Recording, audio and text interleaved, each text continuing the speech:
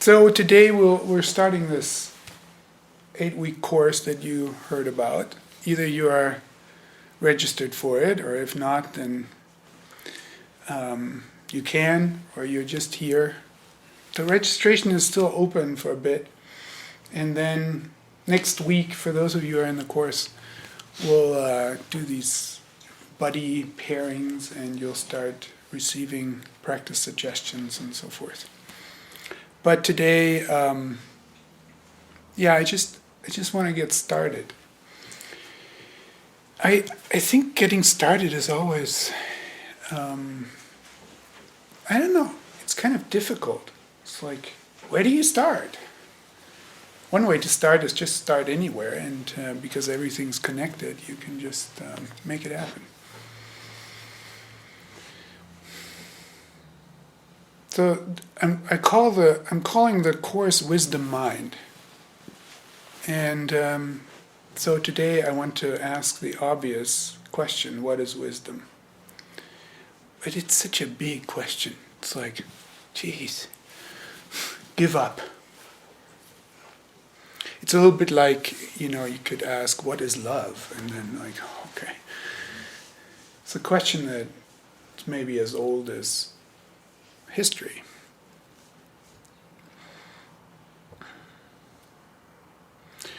When I say something that's as old as history, I stop for a moment. How old is history?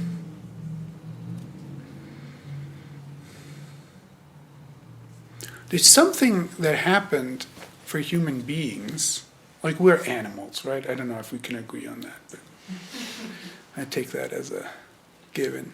We're animals. But at some point, this human animal did start to ask questions. Questions like, what is love, or what is wisdom? But when you think about that, it's like the experience of love must have been there for this human animal before anybody ever was able to ask that question conceptually. See what I'm saying? But at some point, we were able to start asking that kind of question. And then with questions like what is love or what is wisdom, there's lots of answers. Are they ever conclusive? And even if you get an answer, what do you do with it? What does it actually, where does it actually get you? So let's imagine, we have the question, what is wisdom? What is wisdom?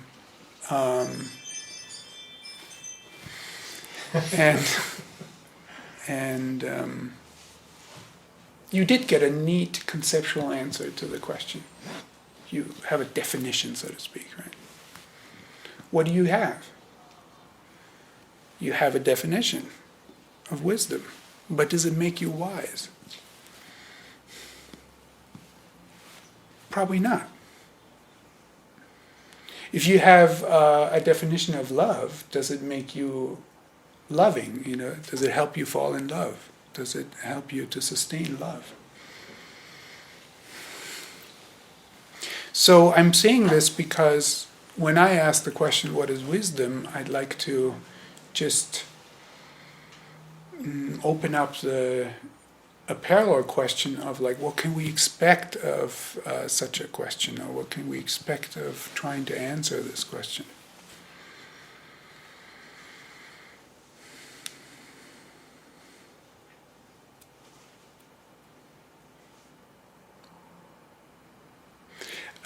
Buddhism, in my view, is to study our experience.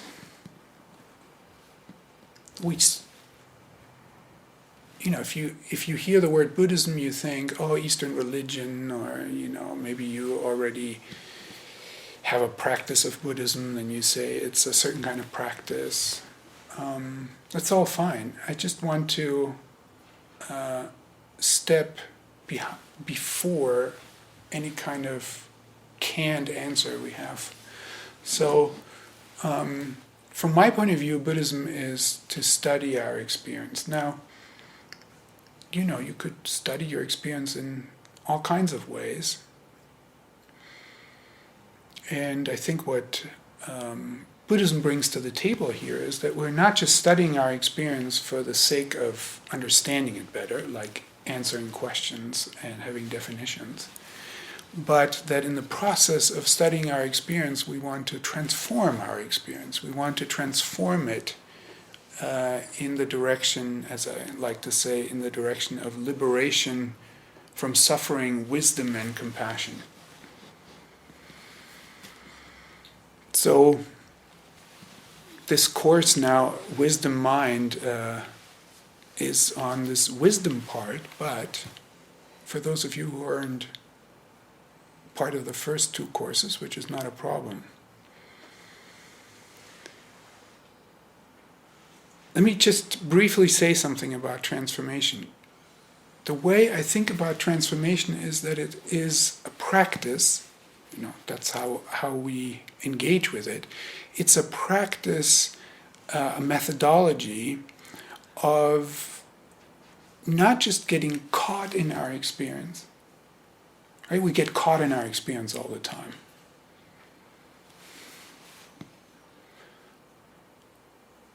Like, little things all the time. My toddler son today, was very happy in the morning. Very happy. So he's like dancing around and, I'm playing with him. And then he turns around and wants to run and there's a door and he just ran with his forehead onto the, edge of the door. Bang! Okay, and then happiness is over.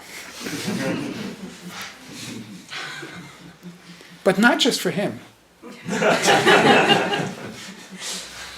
Right, so I was just taking this situation and I was studying, how do I get caught by my experience? So getting caught by my experience is to see him cry, to not like this in myself. There's some upheaval in myself about it. And so now I want to fix the situation. I want to fix him.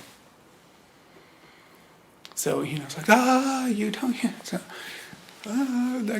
I'm exaggerating, right? I'm just making the experience a little cartoonish. It's like, I want to just,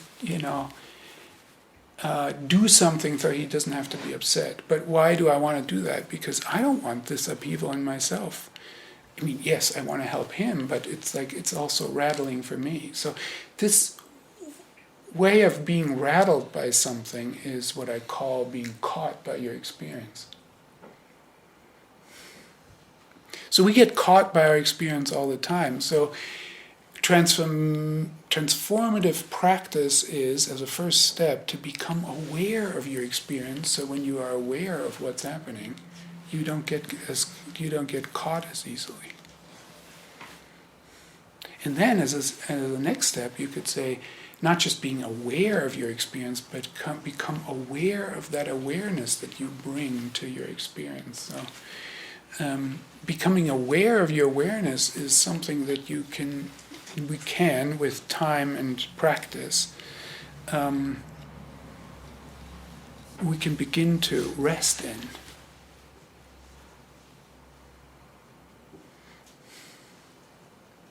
It's like, if let's say you have pain, you get caught by your pain. It's like, I don't want to have it.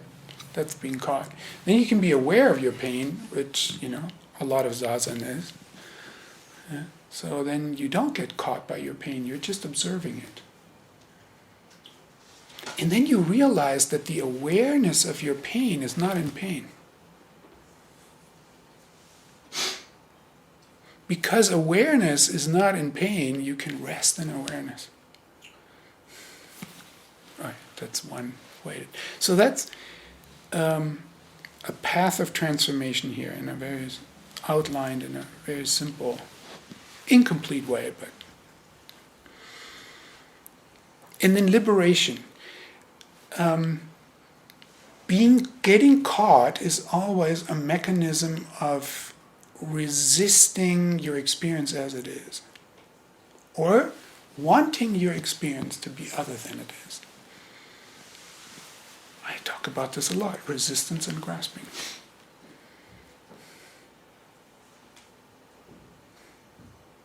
Freedom, in this sense, is to allow your experience to be exactly what it is, without resisting and grasping. Freedom is not getting what you want, freedom is accepting what you have.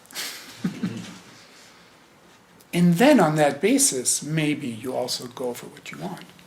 But sometimes, or as the Rolling Stones said, you can't always get what you want.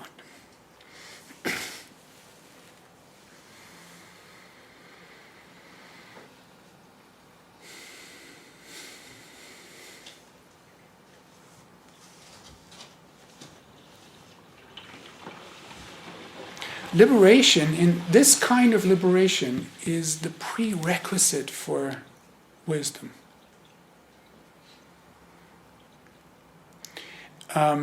The way I approach wisdom is that I approach it with the question, how to be in accord with how things actually exist.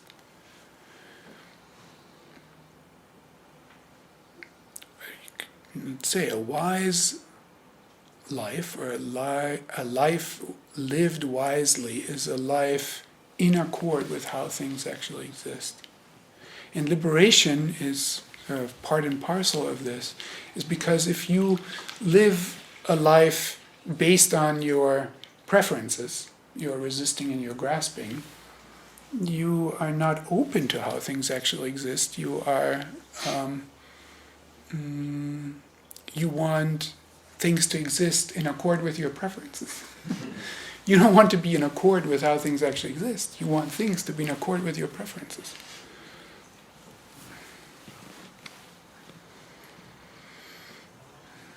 So that's why this whole practice of liberation, working with your grasping and your resistance, is as I like to say, said right now, is a prerequisite for wisdom.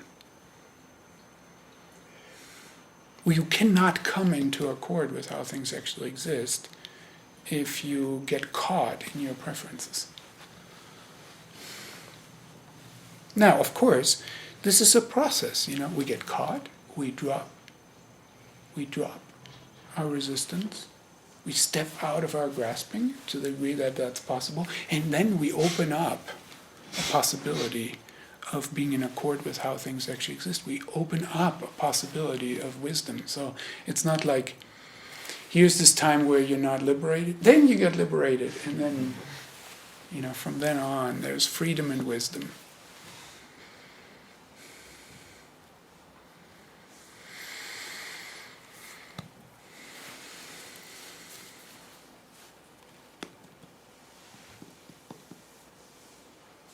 There's a famous koan where a monk asks Yunmen, Master Yunmen, what is the teaching of a lifetime? The monk asks.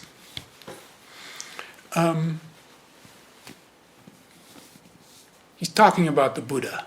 What's the teaching of the Buddha conveyed over the course of his lifetime? Or if you want to look at it differently, it's like, what's the essence of what the Buddha conveyed over a whole lifetime? So this monk he really wants to know.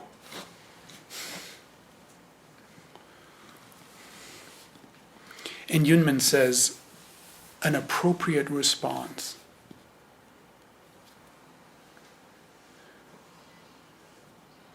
I had a chance encounter with Terry Kleeman, who's a professor for religious studies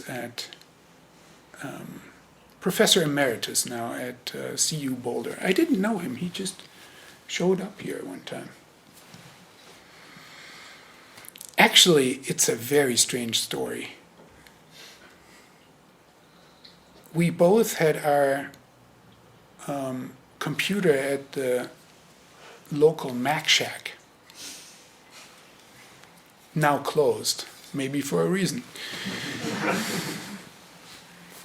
And he had files of my hard drive on his hard drive after we both had our computers there.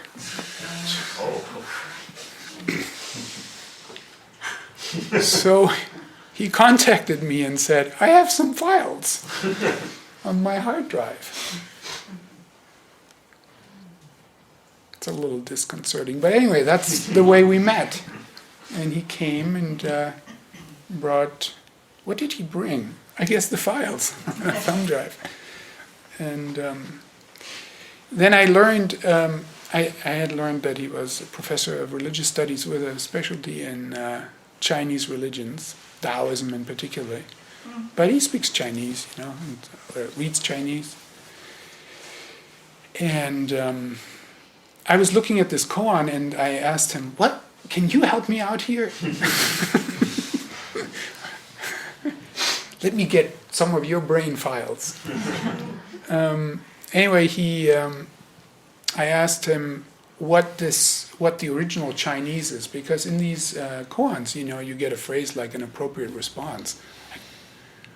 Well, who knows what the original Chinese really means? So we just work with the translations, which is fine. But so sometimes I get curious. And he said, "Oh, okay, I'll look it up." And then a few days later, he emailed me, and he said, the original Chinese means literally, the Buddha always spoke as if speaking to one person. What is the teaching of a lifetime? It is speaking as if to one person, translated as an appropriate response. Now, I think there's always, in particularly Chinese, as far as I understand, is so open in its grammatical structure that you can read different things into the meaning. But and so Terry and I talked about this a little bit, and it makes sense to look at this is the literal meaning, and then there's this meaning of what now in Buddhism is known as skillful means. It's responding to the particularity of this person. You don't respond in a generalized way, you respond with the feeling that you have for this particular person. Now, going back to the koan, the monk asks about what is the essence of Buddhism? It is responding to the particularity of the situation. That's pretty interesting. That's wisdom. In accord with how things actually exist. Now, this how they actually exist is not a generalization. It is a particularity of this situation.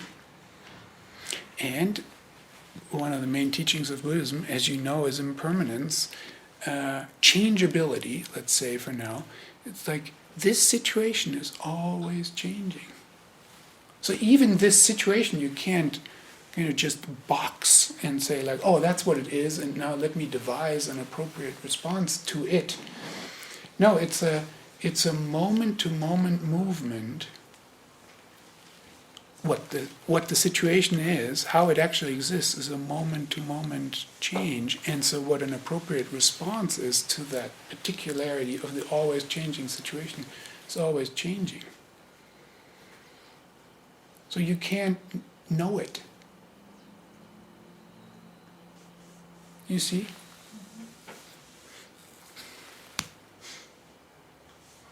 Bummer.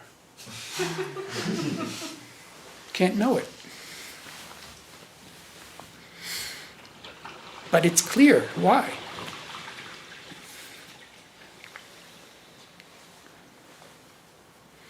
So you have phrases like, very famous koan phrase, not knowing is most intimate.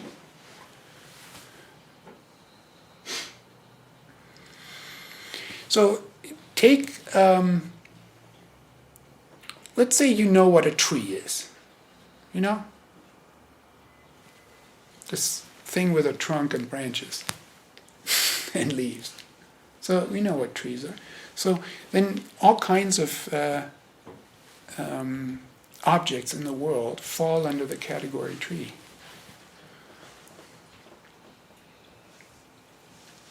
If you're interested in conceptual knowledge, you can forget about all the trees in the world because you already know what a tree is. You don't have to engage with any particular tree. They all follow the same principle we call tree.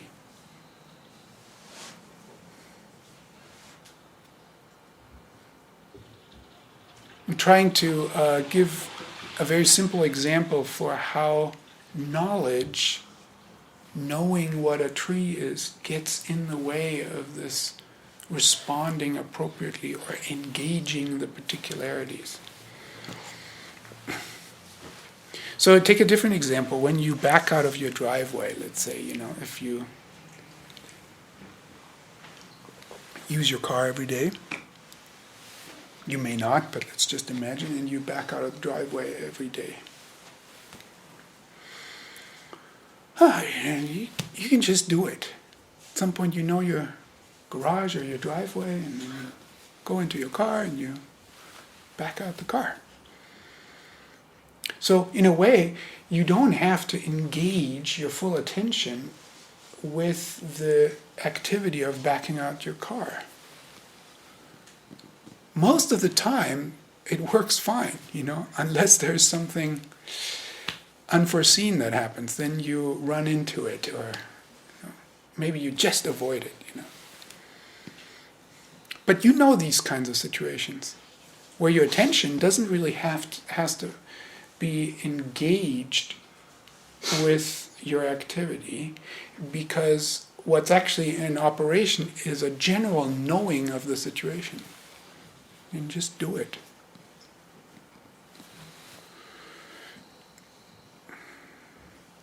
I think maybe that's why our culture is so obsessed with paving everything.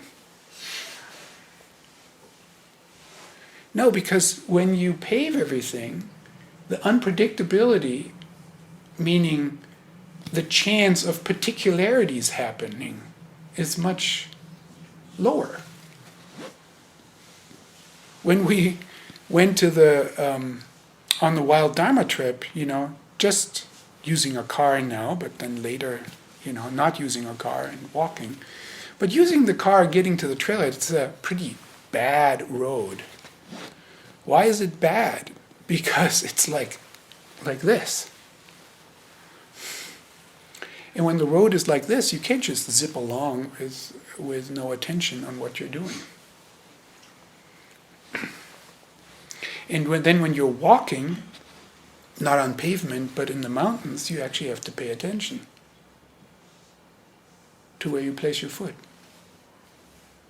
So the pavement, in a way, I think the pavement is actually the physical extension of making the world predictable and living within conceptual frameworks as a physical manifestation.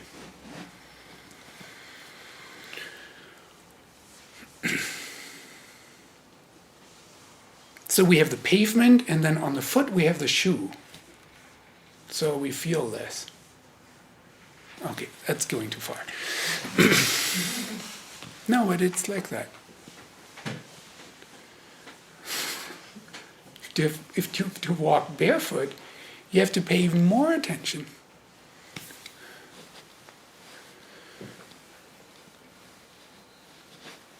So culture is, you can see that culture is going in that direction. Now math is the epitome of that.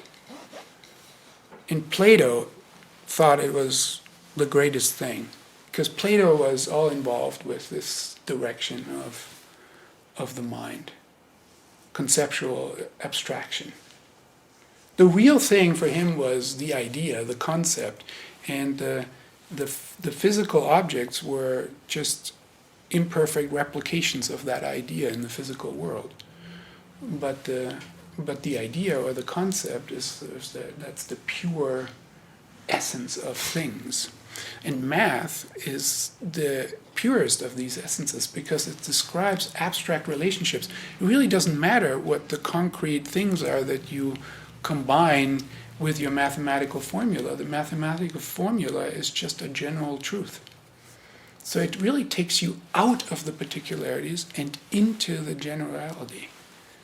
So the logical extension of that is self-driving cars, I guess. Talking about the pavement and the car. Then you can just sit in the back of the car. You don't have to engage any at all. This is just the math is doing it. And you can spin your discursive thinking endlessly. Freedom.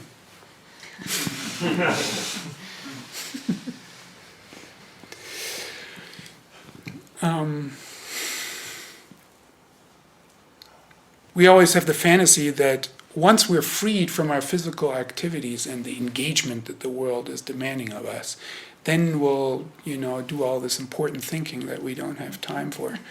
But I don't know, how much important thinking do you do during the day?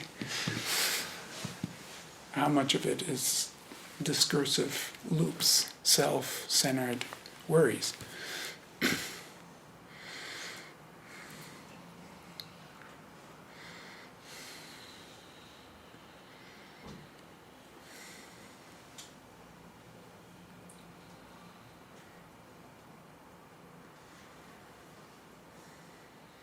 Not knowing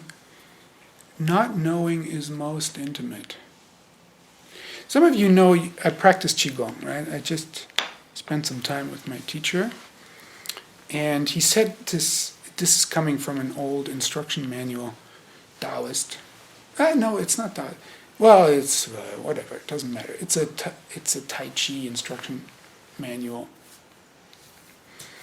It says when the body stops, the chi doesn't stop. Okay. Let's take a very simple example. In the system that I practice, there's an element that happens in the beginning of almost every practice. You raise your hands. You here on Zoom can't fully see this, but I have my hands here on my lap, and now I'm raising them with an in-breath. Like that. Okay, so you come up to here, maybe eye level, and then you bring your hands down again. So this is raising the energy, and then down. Then you drop the energy. So it takes actually a while. First is you just do the arm movement, right? Then you notice, when I raise my arms, actually, there's a sensation that I feel in my body, and it's coming up. The sensations flow up, and then when you're up here, you go down, and then it feels like it's going down. So at first, you might not have access to that feeling because your attention is all just in the objectivity, so to speak, of the arms. Okay, but now the manual says, when the body stops, the energy doesn't stop. So what does that mean? So you raise your arms, if you feel it, energy comes up. And when the hand stops, the energy doesn't stop coming up. Because you set it in motion, it still goes up.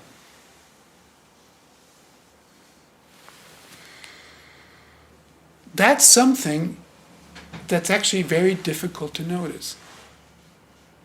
The manual points it out, but it's very difficult to notice on your own because the way you will be instructed conceptually is to raise your hands to here. And when you are focused on raising your hands to here, you may not notice that even though you're stopping your body, the energy still goes up. Sorry, this is maybe a little nerdy, but you might get the point. Bear with me. So the energy still goes up. When you notice it, you allow that up to happen, and at some point it stops too, and then it will naturally come down. And as it comes down, what comes down, the feeling of the energy coming down, that's what's initiating your arms going down. If you do it conceptually, it's like this. If you do it with the feeling of the energy, it's like this. It's like this. Because it's still going up, and then it will push you down.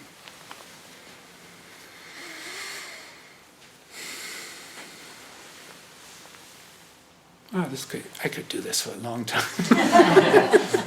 This feels good. It feels good. It feels good. See, I'm not so, if I say something like, it feels good to go along with the chi, it's like, ooh. But it is like that.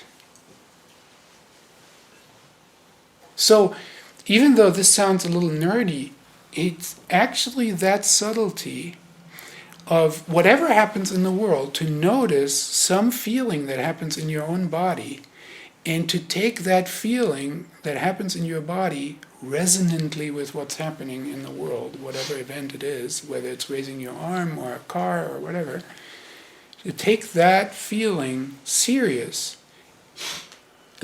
and kind of study its own flow or rhythm or dynamic, whatever word we want to put there. So let's take this phrase, not knowing is most intimate. If you approach this practice with knowing, which is, everybody would do it, because say you're getting instruction and the instruction is raise your hands and put them down. Then you just do that. And you think you're doing it right. And that's the problem. Because when you think you're doing something right, you stop paying attention.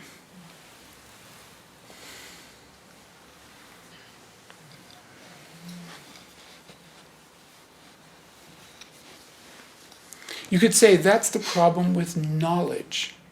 That's why a wisdom teaching like Zen has to counter that knowledge with a phrase like not knowing. It's a problem with knowing, and then you say not knowing.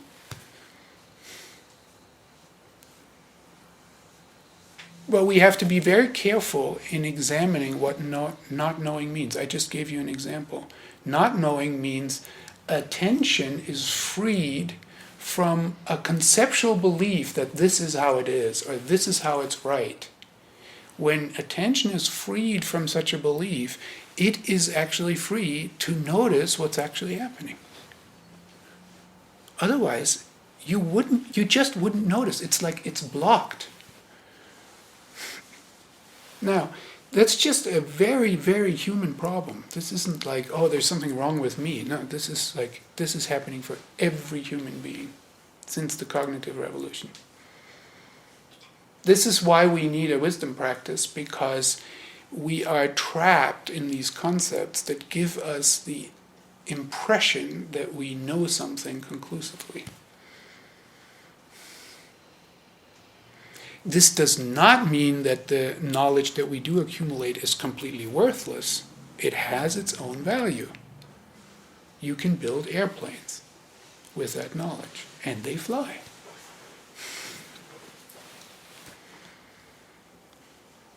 I always use airplanes as an example because it's pretty dramatic when they don't fly. You fall down. It's dangerous. So the fact that we all go into airplanes and it's like, oh, we'll fly. It's pretty amazing. There's a lot of trust in this knowledge. So I don't want to disparage it. We're just looking at what happens when you invest yourself into that knowledge. You can stop paying attention. When things are paved, you don't have to pay attention to the unevenness and particularity of the ground. When you have self-driving cars, you can just sit in the back. So there might be things you don't notice.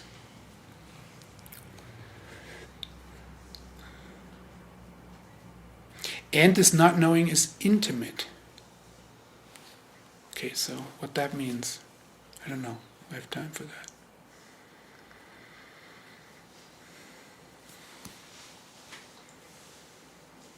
But you can tell, it's a feeling. It's a non-conceptual, non-habituated feeling. This is important. It's not emotion. Emotions are habituated. They are certain feeling slots. This, like what I'm talking about, like, oh, I can feel that this is still rising, and now I'm waiting for it to push down my hand. That's not an emotion. That's a non-habituated feeling that I have in the body.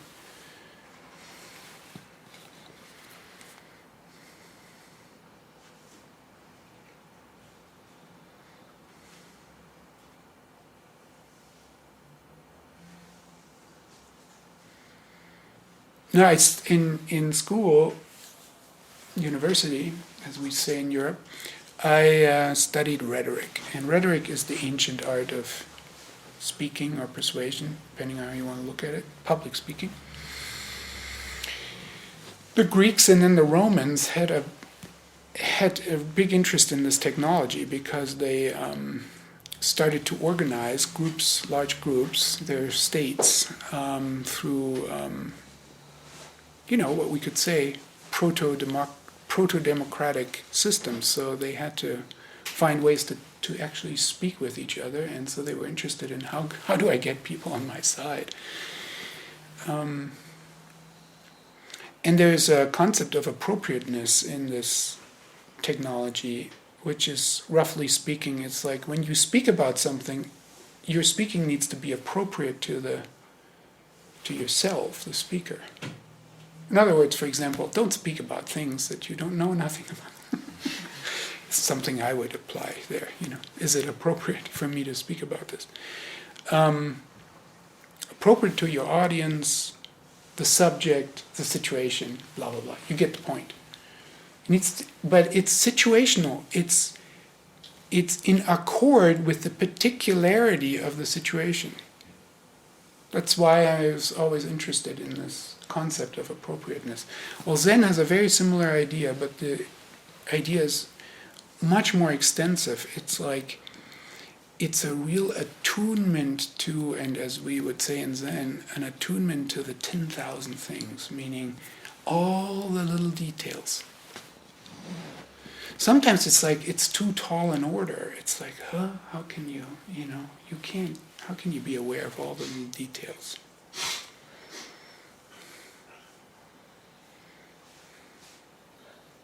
Well, the idea is that you can only be aware of it non-conceptually.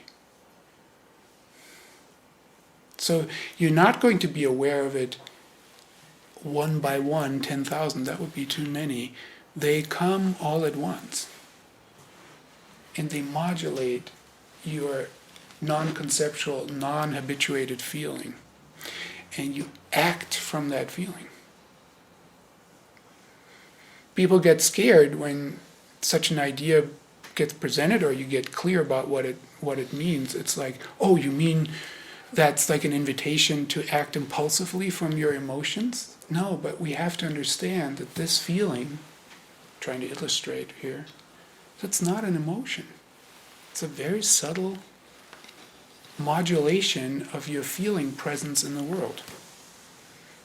And you can only be located there if you're not located in your conceptual mind.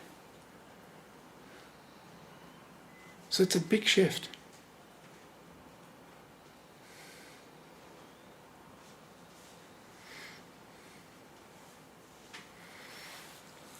Just because it is so succinct, I give you Dogen's rendering of this, which is so, so spot on. To study Buddhism is, he says, to study Buddhism is to study the self.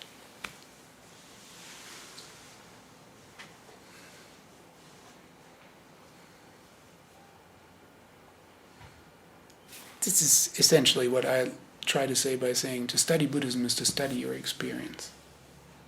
You start with yourself. As I said to someone just yesterday,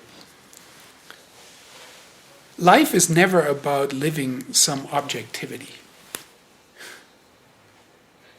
It can feel that way. It's like there's so many rules, like you should really do this. The culture has expectations, your parents have expectations, you've internalized things, you have conceptions about your own life, and it can feel like there are things that are objectively right, or one should do such and such.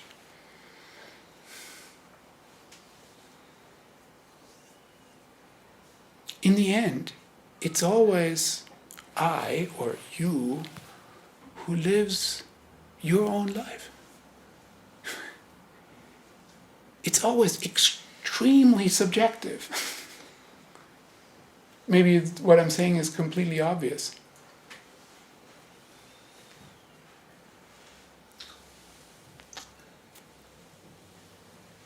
To study Buddhism is to study the self. It's to study how life unfolds for each of us here.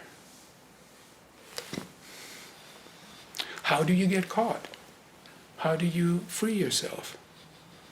What is appropriate for you in this situation? It's very unique. There are no rules. It's this free. It's a little, where are the handrails? Oh, no, not knowing on top of it. So, we engage the particularities moment after moment. This is our life. And then Dogen goes on to study the self is to forget the self. Now this is a bit complicated, maybe, but not really. It's like there is your experience, let me put it here, there's your direct experience, like this feeling that you have when you raise your arm. That's a direct experience. And then there is a self that wants to take hold of that experience. I call that the self position. You establish a self position vis-a-vis your experience. And you try to manage that experience. You try to control it. It's like, no, I don't want this. What if I do this? Then maybe my experience will get better. That's attention. So Dogen is saying to study the self is to realize that you have to release that self-position, that you have to forget it, that you have to enter your direct experience and let it live you. Anyway, that's his notion of wisdom. And he says, to forget the self, he tells us exactly how to do it, is to be actualized by the 10,000 things.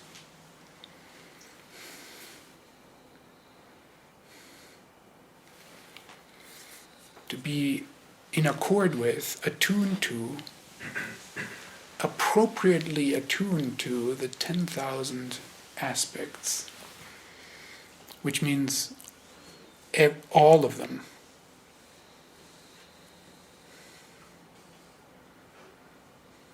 And to be actualized by the 10,000, when actualized by the 10,000 things, your body and mind and the body and minds of others fall away.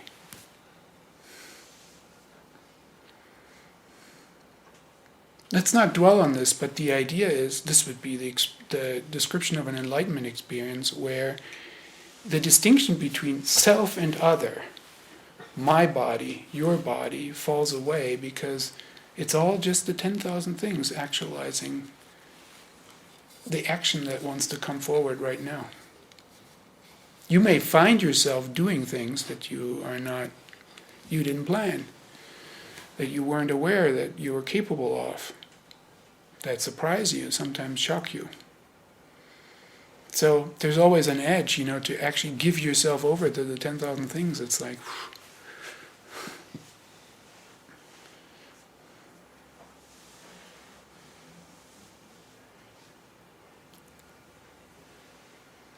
And then the last phrase in this paragraph is, no trace of enlightenment remains, and that no trace continues endlessly.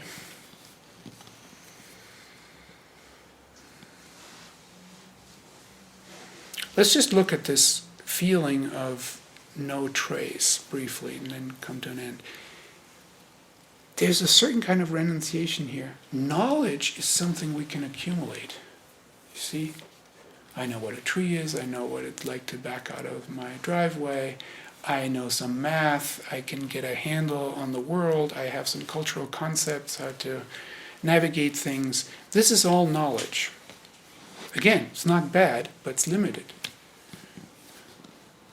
We're trying to talk about wisdom here. No trace.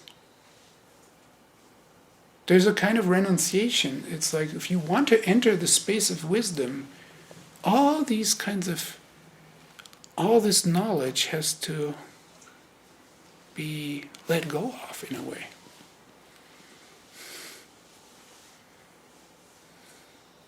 Or function just in the background. Or be accessible when needed or something. We don't erase it, but we don't, it's a sort of not to rely on it or not to be identified with it. No trace remains, and this no trace continues endlessly. What does that mean? It's because you don't arrive on this path. You don't arrive. Study this carefully in your feeling. Do you want to arrive? I bet you do. If you don't, please talk to me. I want to know more how you got there.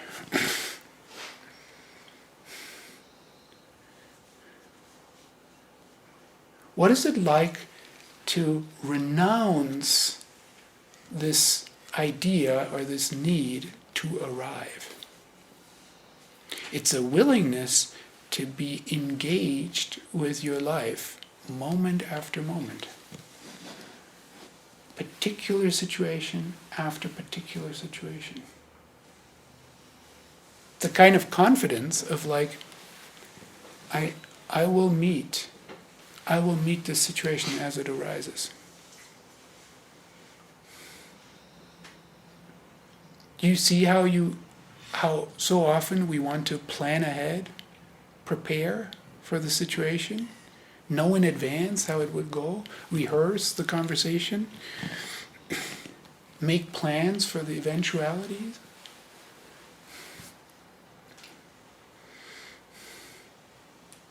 Is that a word? Anyway, no trace remains, and this no trace continues endlessly.